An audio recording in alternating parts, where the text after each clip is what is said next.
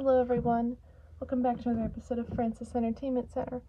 Last stories today, A Wish Too Far and Tiny Timmy. Enjoy the video. Timmy is trying to get the attention of Trixie Tang, the prettiest and most popular kid at Dimsdale Elementary.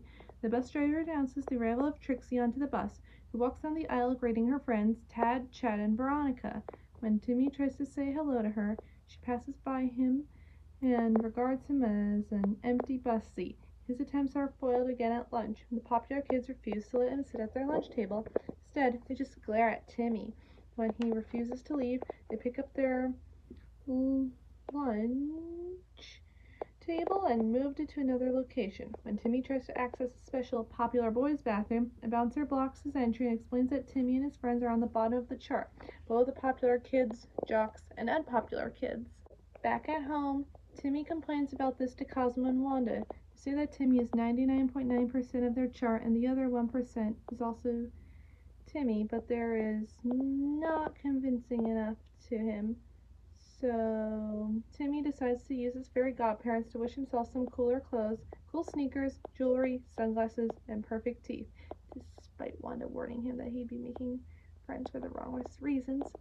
On the school bus the next morning, Timmy kicks Chester and AJ away when they try to sit with him, and they end up sitting with the Boyle kid, Elmer. Veronica and Trixie pass by. Timmy admits and Timmy and admire his new clothes, although Veronica believes Timmy is faking his popularity, so Trixie asks Timmy to show off his perfect popular smile.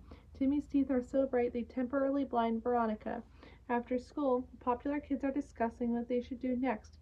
Tad wants to get together at the country club. Trixie said her mother would let them take the limousine to a pizza place and buy it. Timmy does not want to be outdone, so he claims that he's throwing a big party at his mansion. When Timmy gets back home, he begins to ungratefully use his wishing to create lots of stuff for him without thanking Cosmo and Wanda, who again tries to warn him about making friends only because of what he has.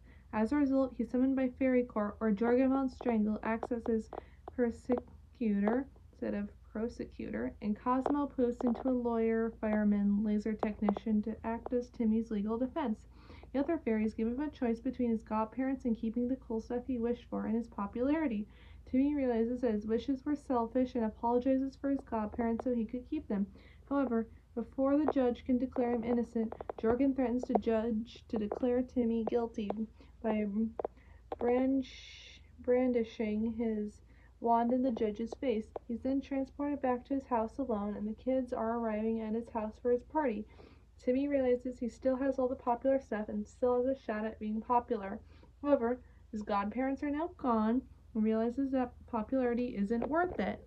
Timmy explains to the kids that he faked the party, having a mansion, and he wants friends who like him for who he was, not what he had. Although the other popular kids scoff at him and leave, Trixie briefly shows admiration to Timmy for being honest and kisses him before leaving to join her friends.